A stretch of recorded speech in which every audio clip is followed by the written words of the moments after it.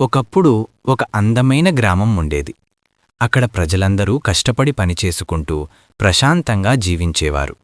వారి మంచితనానికి ముగ్ధుడైన ఒక పాతకాలపు మాంత్రికుడు వారికి ఒక వరమిస్తాడు.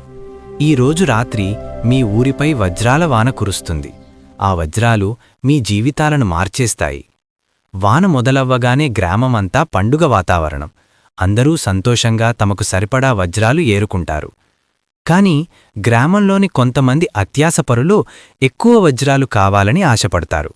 వారు మిగతా వారిని తోసుకుంటూ, తిట్టుకుంటూ, చేతిలో ఉన్న వజ్రాలను కూడా లాక్కుంటూ తమ దగ్గర ఉన్న పెద్ద పెద్ద బస్తాలను వజ్రాలతో నింపడం మొదలుపెడతారు.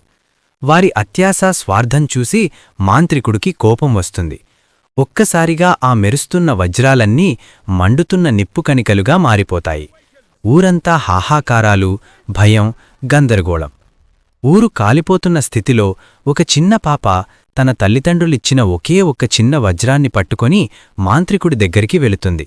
మాకు వజ్రాలు వద్దు తాతా, అందరూ బాగుంటే చాలు, మా ఊరును కాపాడు అని నిస్వార్థంగా అడుగుతుంది. పాప నిస్వార్థానికి, నిజమైన ప్రేమకు మాంత్రికుడు మెచ్చి తన మాయాశక్తితో నిప్పులను ఆర్పివేస్తాడు. కాలిపోయిన వజ్రాలన్నీ తిరిగి మామూలు రాళ్లుగా మారిపోతాయి. అత్యాసపడినవారు తలదించుకుంటారు. ఊరు ప్రజలందరూ ఐకమత్యంతో కష్టపడి జీవించడం మళ్లీ మొదలుపెడతారు. నీతి: అత్యాస అన్నింటినీ నాశనం చేస్తుంది. పంచుకుంటూ జీవించడమే అసలైన సంపద.